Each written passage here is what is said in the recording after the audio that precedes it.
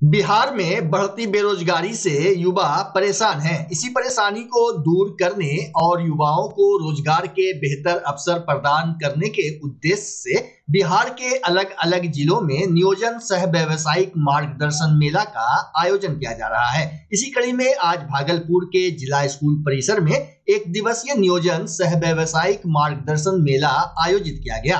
कार्यक्रम का उद्घाटन डीडीसी प्रदीप कुमार सिंह और उप निदेशक नियोजन शंभुनाथ सुधाकर ने संयुक्त रूप से किया। इसके बाद मंच पर कुछ युवक युवती को ज्वाइनिंग लेटर भी दिया गया। मौके पर डीडीसी प्रदीप कुमार सिंह ने बताया कि यहाँ सरकारी और निजी क्षेत्र की कंपनियां युवाओं को रोजगार के अवसर प्रदान कर रही है ताकि युवा रोजगार पाकर अपने जीवन में परिवर्तन ला सके। उन्होंने कहा कि रोजगार मेले का मुख्य उद्देश्य बेरोजगारी की समस्या को कम करना और युवाओं को उनके कौशल और योग्यता के अनुसार रोजगार दिलाना है।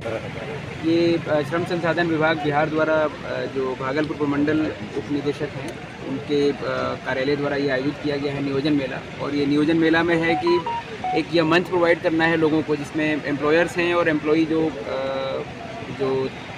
रोज़गार प्राप्त करना चाहते हैं वैसे लोगों को हम एक साथ लाते हैं, उनका समन्वय स्थापित करते हैं। और दूसरा है कि सभी विभागों को यहाँ स्टॉल लगाया जाता है जिसमें जो जन कल्याणकारी योजनाएं हैं विभागों द्वारा संचालित हैं उनके बारे में जानकारी हम लोग देते हैं उनको।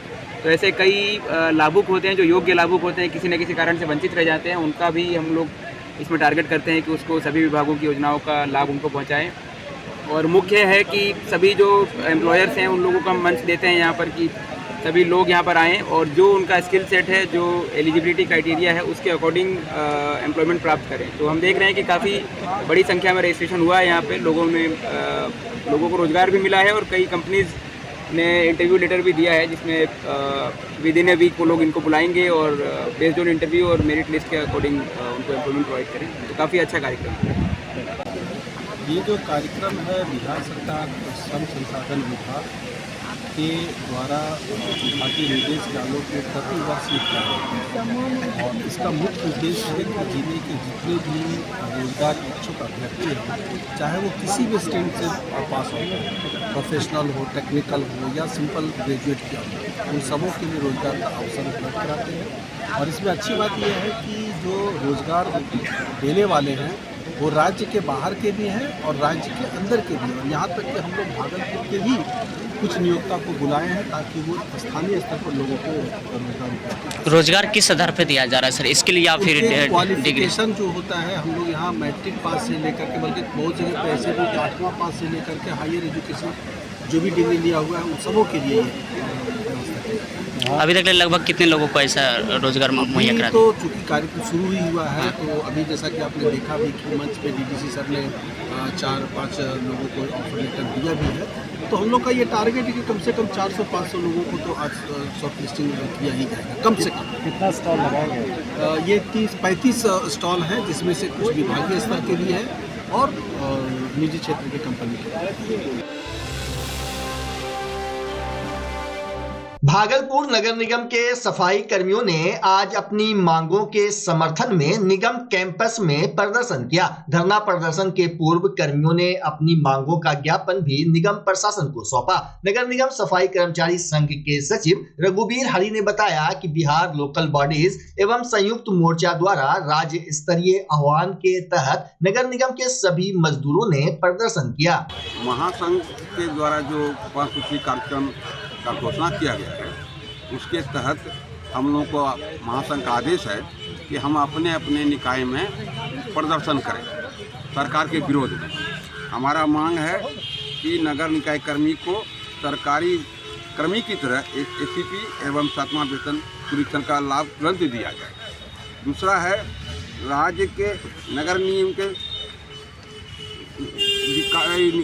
निगम में कार्यरत ठेकेदारी प्रथा को समाप्त किया जाए एवं उसमें कार्यरत मजदूरों को नियम निकाय कर्मी घोषित किया जाए।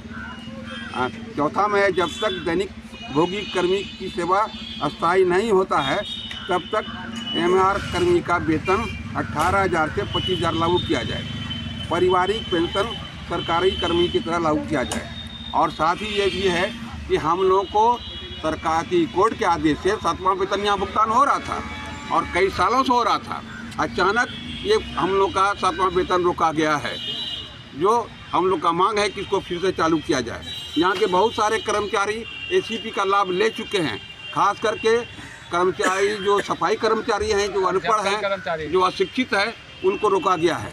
वेतन में भारी विसंगति है, जिसके कारण भी यहाँ बहुत कुर्सी बैठे लोग आसमान छू के वेतन ले रहे हैं, अब बाकी लोग धरती पड़ा हुआ है। तो वेतन विसंगति दूर करने का भी हमारा मांग है, जो हम लोग लड़ रहे हैं। क्या नाम हुआ? रघुवीर हरी। प्रदर्शन इसलिए है कि वर्षों से मांग महासंघ के द्वारा बिहार सरकार से अनेकों मंत्री से किया जा रहा था, मगर मांग पूरा नहीं किया था। ये सौतेला व्यवहार है तमाम नगर निगम कर्मियों के प्रति। इसलिए महासंघ ने निर्णय लिया था कि 18 जनवरी को विभिन्न मांगों को लेकर पूरे बिहार में जहां भी नगर निकाय है, नगर पंचायत है, नगर परिषद है, उसके अंतर्गत में विभिन्न जिलों में अपने स्तर से जो भी महासंघ के यूनियन लोग हैं, उनके आदेशानुसार ये हम लोग प्रदर्शन किए हैं विभिन्न मांगों को। क्या मांगे? मांग है अस्थायी कर्मचारियों के प्रति जो 7वां वेतन जो बंद की गई है, उसे अविलंब लागू करना। दूसरा है जो वर्षों से डेली बेस काम कर रहे हैं, उनको अस्थायीकरण करना। तीसरा है कि परमानेंट अस्थायी कर्मचारी बहुत सारे से मतलब सेवानिवृत्ति हो गई है और रिटायर भी हो गया, उनका SAP लाभ नहीं है। SAP लाभ का मांग है। 7वां वेतन जो कटा हुआ है उसको अविलंब। कब से 7वां वेतन का नहीं मिला है? 7वां वेतन है, 7वां वेतन है, लमसम 4 महीना से।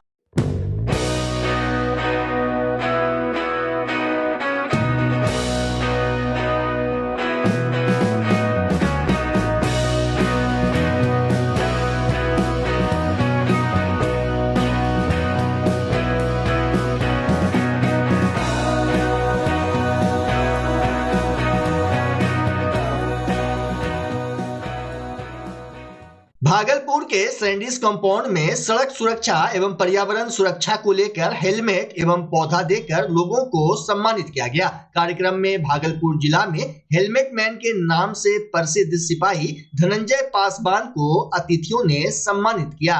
जी नमस्कार। सबसे पहले तो मैं आप सबों को कि आप बार बार हमारे महफिल में आते हैं और तो स्वागत करते हैं, और आप सबों के लिए भी मैं स्वागत के लिए रखे हैं। आप सबों को अभी कहीं जाना नहीं है, तो आप सब क्या कार्यक्रम है ये? सर ये आज का कार्यक्रम सर है, अभियान चलाए हैं हेलमेट लगाओ अभियान। 1 जनवरी 2025 से हेलमेट लगाना अनिवार्य है, जो कि मैं अभी ये जल्दीबाजी में बैनर नहीं लगा पाए, तो मैं उसका बैनर छपने के लिए दे दिए और प्रत्येक वाहन में ये बताया सड़क पर भी हेलमेट बांटते हैं, फिर यहाँ पे कार्यक्रम करवा के आप हेलमेट बांटते हैं। सर आज का प्रेरणा तो सर बस पब्लिकों के बीच से मिलते हैं और आते जैसे बोलते हैं कि सर जब से आप हेलमेट बांट रहे हैं और समझाते हैं तो बहुत अच्छा लगता है, और हम लोग हेलमेट लगाने लगे हैं, उससे ज्यादा हमें मोटिवेट होता है। तो हम सोचे बड़े अभियान पे क्यों नहीं इस चीज को अभियान चलाया जाए। तो मैं बस 1 तारीख से दिमाग में रखे थे कि भाई 1/1/2025 से हेलमेट लगाने का अभियान फुल्ली होना चाहिए, तो मैं आज ये अभियान रखे हैं। ये अभियान जो आपने चलाया, जी जी, कितना सफल मान रहे हैं? ये तो सर जैसे हम फील्ड में रहते हैं, वर्क करते हैं सर, तो उसमें बहुत सारे लोग जो कि नवयुवक है, जिनको कि कभी हेलमेट लगाने का अपने सोचा नहीं था और वे हेलमेट लगाने लगे हैं। तो मुझे ये 90% सक्सेस दिख रहा है भागलपुर में। आप सड़क पर भी हेलमेट बांटते हैं, बिहार पुलिस में सर्विस करते हैं, कैसे आप समय निकालते हैं? बिल्कुल सर, समय हमारे पास भी 24 घंटा ही, बाकी सारे भी जितने भी हैं सबके पास 24 घंटा, पर उसमें अपना समय निकालना पड़ता है। बस अपने दिमाग में होना चाहिए कि भाई समय निकाल के काम कर रहे, एक जुनून होना चाहिए सर। सर मेरा नाम धनंजय कुमार पासवान हुआ, मेरा घर बांका जिला थाना रजौन खजूर कर्मा के अंतर्गत, और मैं अभी भागलपुर में कांस्टेबल के पद पर भर्ती हूँ सर। तिलका मांझी भागलपुर विश्वविद्यालय के पीजी दर्शन शास्त्र विभाग में आज स्वागत सह विदाई समारोह का आयोजन किया गया। सेमेस्टर 3 के छात्र छात्राओं की ओर से कार्यक्रम का आयोजन किया गया था। बता दें कि स्वागत समारोह सत्र 24-26 के प्रथम सेमेस्टर के छात्र छात्राओं के लिए किया गया, जबकि विदाई समारोह का आयोजन सत्र 2022-24 के चतुर्थ सेमेस्टर के छात्र छात्राओं के लिए किया गया। मौके पर विभाग के head professor SD Jha, professor RR Tiwari, professor Neelima Kumari, professor Purnendu Shekhar, doctor Rahul Kumar एवं कर्मी डॉक्टर इफ्तेखार गोपाल और बड़ी संख्या में शोधार्थी एवं छात्र छात्राएं उपस्थित थे। वहीं समारोह में विदा ले रहे सभी छात्र छात्राओं को मेडल देकर सम्मानित किया गया, जबकि फूल और कलम देकर नए सेमेस्टर के छात्रों का स्वागत किया गया। इस दौरान सभी शिक्षकों ने अपने अपने विचार व्यक्त किए और छात्र छात्राओं ने सांस्कृतिक कार्यक्रम के माध्यम से अपनी कौशल का परिचय दिया। मौके पर जिन छात्रों के लिए फ्रेशर पार्टी का आयोजन किया गया था, उन्होंने अपना परिचय दिया और जिनके लिए विदाई समारोह का आयोजन किया गया, उन्होंने अपने अनुभव को साझा किया। विदा ले रहे छात्र छात्राओं को शिक्षकों ने आने वाले जीवन के लिए शुभकामनाएं और आशीर्वाद देकर नए मुकाम हासिल कर विभाग का नाम रोशन करने के लिए प्रेरित किया। समारोह के दौरान न्यूज अंग बिहार के एक सवाल के जवाब में डॉक्टर राहुल कुमार ने बताया कि दर्शन शास्त्र विभाग में अभी छात्र छात्राओं की संख्या 150 के आसपास है। आज के कार्यक्रम बताएं कि आज स्वागत भी है और विदाई भी है। स्वागत से विदाई कार्यक्रम है और मैंने एक आना और जाना, स्वागत और विदाई, हृदय में तो भाव प्रतिक्रिया जो है गम का भी है और खुशी का भी है कि हमारे बच्चे इस परिवार में दाखिल हुए हैं और कुछ बच्चे इस परिवार से विदा ले रहे हैं। हाँ, लेकिन इतना गर्व है ये हमारी टीम को, एज ए विभाग अध्यक्ष हम ये बता सकते हैं कि हमारी जो टीम है दर्शन शास्त्र, उसमें मुझे ये विश्वास है कि हमारे बच्चे को एक संस्कार जो दिया गया है, उस संस्कार को लेकर वो एक दिन एक ऊंचाई को छुएंगे। उनकी सपना जो है बहुत ऊंचा है और हम लोग का आशीर्वाद है, शुभकामना है बच्चों के साथ कि उस अपने सपनों को साकार करें और इस ऊंचाई को, जो हम लोगों को विश्वास है कि हम लोगों ने जो संस्कार दिए हैं और हमारी टीम दर्शन शास्त्र विभाग के जितने भी शिक्षक हैं एक परिवार की तरह हैं, तो हम बहुत आश्वस्त हैं कि बच्चे हमारे जो छात्र छात्राएं आज हमारे विभाग से अपनी शिक्षा का पूरा करके अपनी नई दुनिया में एक तरह से शिक्षा के बाद जो दीक्षा की ओर जा रहे हैं, उनको शुभकामनाएं कि वो आने वाले भविष्य में अपने करियर में अच्छा करें। और जिन्होंने अभी नामांकन लिया है, प्रथम सेमेस्टर में है, उनका स्वागत अभिनंदन है विभाग की ओर से। जैसा कि विभाग अध्यक्ष महोदय ने कहा, जब सभी शिक्षक सभी गुरुतुल्य हैं, सभी मौजूद हैं और उनको आशीष की वो अच्छे से अपना पठन पाठन जारी रखें, अपना शिक्षा का कार्य करें।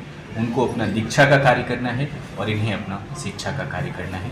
उसी की कड़ी में आज स्वागत और विदाई समारोह विश्वविद्यालय दर्शन शास्त्र विभाग में आयोजित है। और इस विभाग में आप देख सकते हैं कि लगभग वर्तमान में 150 छात्र छात्राएं पंजीकृत हैं। लगभग 34-35 के आसपास संख्या है शोधार्थियों की। तो एक अच्छे विभाग और अच्छे माहौल में पठन पाठन और संस्कार निर्माण का कार्य चल रहा है। और इस बार का थीम इन लोगों ने रखा है शिक्षित भारत और विकसित भारत। तो हम कैसे 2047 में भारत को विकसित बनाएं और उसके लिए शिक्षा कैसे नींव का कार्य करें, उस दिशा में हम लोग प्रयास करते हैं। धन्यवाद।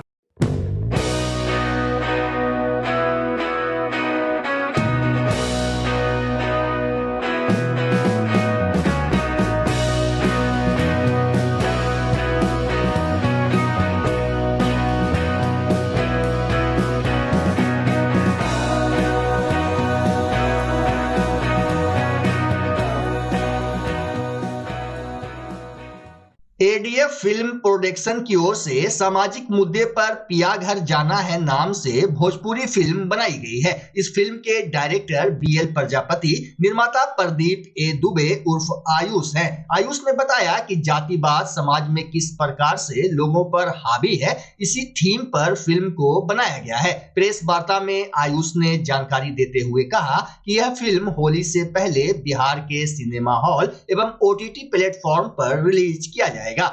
खास बात यह है कि फिल्म अंग प्रदेश भागलपुर जिले के आसपास के स्थानों पर शूटिंग किया गया है।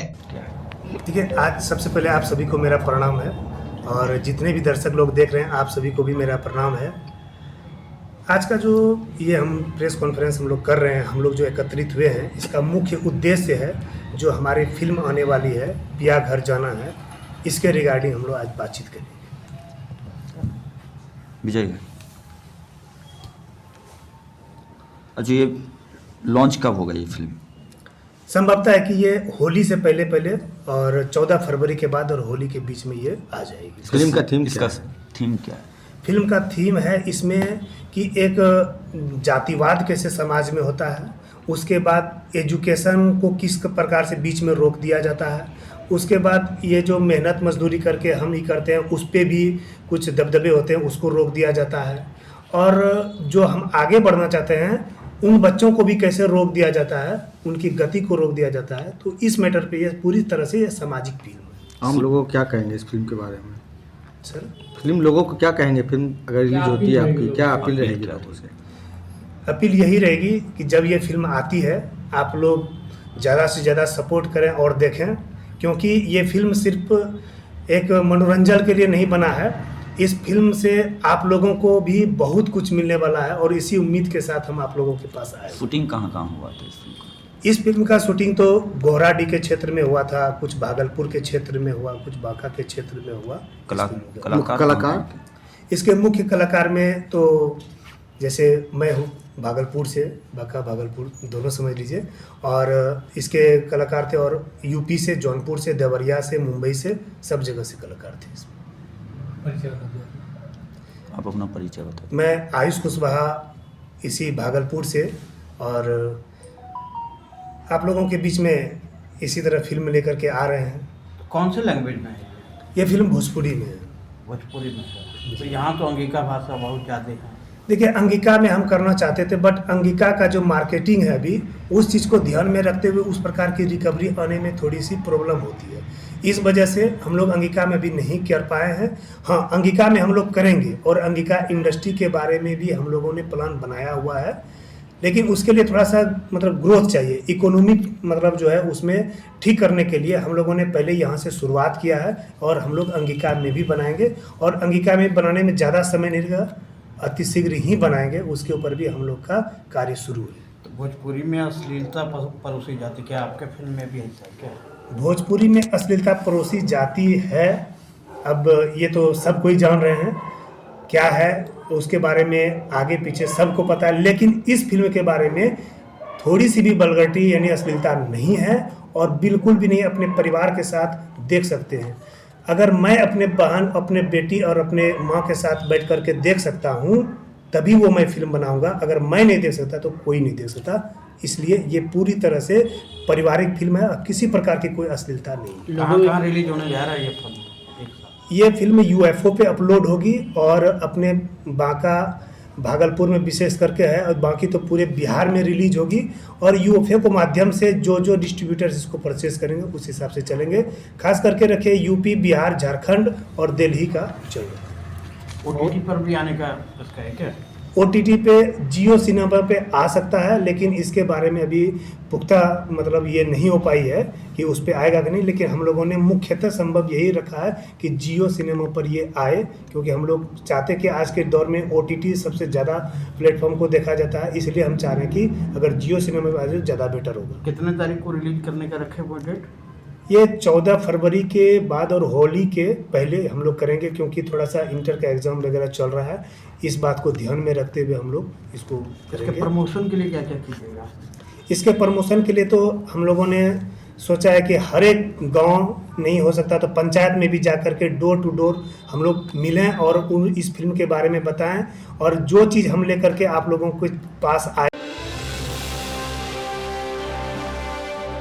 जरूरतमंद लोगों के बीच अंतर्राष्ट्रीय मानवाधिकार संरक्षण एवं एंटी करप्शन ब्यूरो की जिला अध्यक्ष सह समाज सेविका अमिता कौशिक ने आज भागलपुर के दीपनगर चौक के समीप झुग्गी झोपड़ी बस्ती में जाकर कंबल वितरण किया। मौके पर उन्होंने कहा कि हमें समाज के अंतिम पायदान पर खड़े व्यक्ति का ध्यान रखना चाहिए। जरूरतमंदों की मदद करना हमारे सामाजिक दायित्व का हिस्सा है। उन्होंने कहा कि जरूरतमंदों के बीच कंबल वितरण का कार्य आगे भी जारी रहेगा। गौरतलब हो कि international human rights and anti corruption unit की ओर से इस तरह के कार्य बराबर किए जाते रहे हैं। इसी कड़ी में शनिवार को भागलपुर के दीपनगर झुग्गी बस्ती में बृहद कंबल वितरण शिविर का आयोजन किया गया। शिविर का संचालन प्रेसिडेंट अमिता कौशिक ने किया। इस दौरान उन्होंने कहा कि पीड़ित की सेवा ही असली धर्म है। उनका संगठन समय समय पर अभावग्रस्त लोगों के बीच सेवा कार्यक्रम करता रहता है। संगठन के सभी सदस्यों में सेवा भाव है। शिविर में 130 लोगों के बीच कंबल बांटा गया। वहीं रूपम झा एवं संदीप जायसवाल ने कहा कि ऐसी जानकारी मिली थी कि शहरी क्षेत्र में जो लोग बाढ़ से बार बार पीड़ित हुए और उन्हें किसी तरह की सहायता नहीं मिली है, ऐसे में संगठन ने निर्णय लिया कि कपकपाती ठंड में कंबल बांटा जाए। शिविर में केके नर्सिंग होम के डॉक्टर आशीष सिन्हा, डॉक्टर आनंद सिन्हा, अमेजन के डॉक्टर राहुल कुमार के अलावा जसपाल सिंह, संध्या पांडे, रूपम झा, नवल शर्मा, पवन सिंह, रॉबिन, सागर गुप्ता, दिवाकर सिंह, सपना कुमारी, मणिभूषण, बसंती देवी समेत टीम के सभी सदस्यों का योगदान रहा।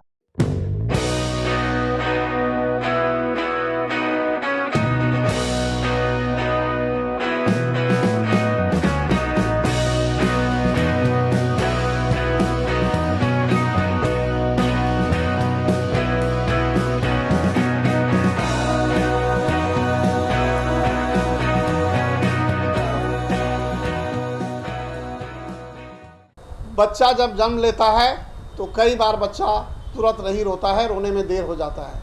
ऐसे में बच्चा क्षतिग्रस्त हो जाता है और उसके बचने की संभावना कम हो जाती है।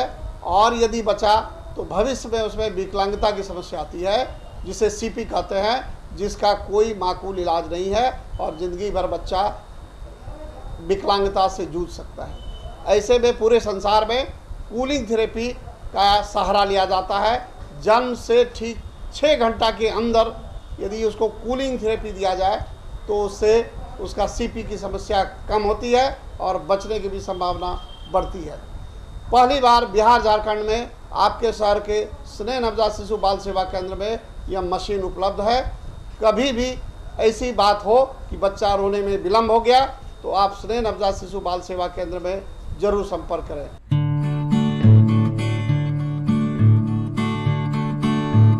घर शिफ्ट करना हो या ऑफिस रीलोकेट करना हो, मेक माई शिफ्ट के साथ अपने सामान को सुरक्षित पहुंचाइए कहीं भी कभी भी। मेक माई शिफ्ट देते हैं residential and office relocation, long distance relocation, heavy machine shifting, packing and moving, international and intercity moving, car transportation जैसी ढेरों best services. Make my shift packers and movers. For bookings call 8298-181-018 या log on करें www.makemyshift.in। Rinku LED bulb एक बार लाओ और चलाते ही जाओ। हमारे एलईडी बल्ब्स है क्वालिटी में नंबर 1 और एनर्जी एफिशिएंट, जो रखे एनवायरनमेंट और आपके बिजली के बिल दोनों का ख्याल। रिंकू एलईडी बल्ब के साथ एनर्जी बचाओ और बिल घटाओ। ये है पावर सेविंग लाइट जो चले लंबे समय तक और रखे आपके घर को रोशन। हमारे यहाँ एलईडी लाइट्स मिलते हैं एक व्यापक रेंज में जो आपकी हर जरूरत को पूरा करेगी। लेकिन यही नहीं, हमारे एलईडी लाइट सिर्फ चमकदार नहीं बल्कि एनवायरनमेंट फ्रेंडली भी है। तो आज ही लाओ रिंकू एलईडी बल्ब और पाओ 1 साल की वारंटी का भरोसा। रिंकू एलईडी बल्ब्स, नई जनरेशन के स्मार्ट बल्ब्स। आज ही संपर्क करें 8651063786 या मेल करें rinkooledbulb@gmail.com। हमारा पता असाननपुर, भागलपुर, बिहार 812002।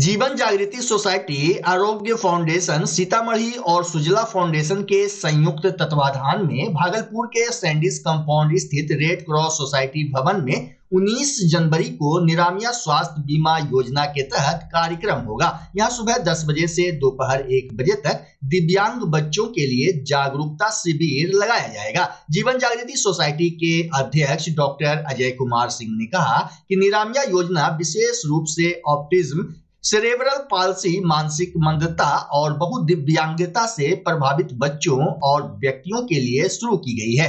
इसमें 1 लाख रुपए तक का स्वास्थ्य बीमा कवरेज प्रदान किया जाता है। जबकि सुजला फाउंडेशन के अध्यक्ष और फिजियोथेरेपिस्ट डॉक्टर प्रणव कुमार ने कहा कि यह योजना विशेष रूप से बच्चों के पुनर्वास और उनके स्वास्थ्य सुधार में महत्वपूर्ण भूमिका निभाएगी। उन्होंने सिविल सर्जन भागलपुर से आग्रह किया कि शिविर में प्रमाण पत्र जारी करने के लिए एक काउंटर स्थापित करें। Orthopaedic surgeon doctor Sanjeev Kumar ने कहा कि शिविर में जिन्हें सर्जिकल सहायता की आवश्यकता होगी उनकी मदद की जाएगी। उसका विषय है निरामया जागरूकता प्रेस कॉन्फ्रेंस। तो निरामया एक योजना है भारत सरकार का जो दिव्यांग बच्चों के लिए है। जैसा कि आप लोग जानते हैं, बच्चा देर से रोने में, चलने में देर होता है, मेंटल रिटार्डेशन होता है, डाउन सिंड्रोम में होता है, और आजकल ऑटिज्म का बहुत सा बढ़ गया है। बच्चे बोलते नहीं हैं, बिहेवियरल उसका ठीक नहीं रहता है और पढ़ाई नहीं कर पाते हैं। तो ऐसे तमाम बच्चों के लिए जिसको ऑपरेशन की ज़रूरत है या फिजियोथेरेपी की ज़रूरत है, वो भारत सरकार के द्वारा निरामिया योजना का किया गया है, जिसमें 250 रुपया रजिस्ट्रेशन चार्ज है बीपीएल के लिए, और एपीएल के लिए 500 रुपया साल में है, और 1 लाख तक का उसको हर साल उसको मुफ्त इलाज हो सकता है। चाहे फिजियोथेरेपी हो या कोई ऑपरेशन हो जाए, या ऑटिज्म का ट्रेनिंग होता है जहाँ 30-30 हज़ार प्रति महीना का चार्ज लगता है। तो वैसा कोई भी चीज़ के लिए सारे को जात और धर्म से परे इनकम ग्रुप सिर्फ रजिस्ट्रेशन चार्ज में मामूली अंतर है। और उसके लिए हम लोग 19 आगामी जो 2 दिन बाद 19 तारीख है, उसमें हम लोग तमाम ऐसे अभिभावक से अनुरोध करते हैं जिनके बच्चे में थोड़ी विकलांगता है या उसमें दिक्कत है, तो अपना वो सर्टिफिकेशन ले के आए जो भी उनको विकलांगता है, और यदि नहीं भी है उनके पास कोई सर्टिफिकेशन तो आए, उसको जो भी बनाने में हम लोगों को ज़रूरत होगा उसमें हम लोग सरकार से मदद लेके, सिविल सर्जन ऑफिस से मदद लेके उनका करेंगे। तो ये हम लोग एक लगातार जीवन जागृति सोसाइटी और सुजला फाउंडेशन के साथ साथ सीतामढ़ी से एक डॉक्टर साहब आ रहे हैं, राजेश कुमार, और उनकी संस्था है क्या नाम, आरोग्य फाउंडेशन। वो नेशनल ट्रस्ट के मेंबर हैं और उनके द्वारा ये संचालित होगा, और हम लोग उसमें अपना इस क्षेत्र में, अंग क्षेत्र में महत्वपूर्ण भूमिका निभाएंगे। और अभी तक इस क्षेत्र में कोई कार्य इस तरह का नहीं हो रहा है, उसको हम लोग आगे बढ़ाएंगे। हमारे बीच सुजला फाउंडेशन के अध्यक्ष डॉक्टर प्रणव हैं, जो मशहूर फिजियोथेरेपिस्ट हैं। मैं चाहूँगा कि वो भी इसके बारे में कुछ जानकारी दें।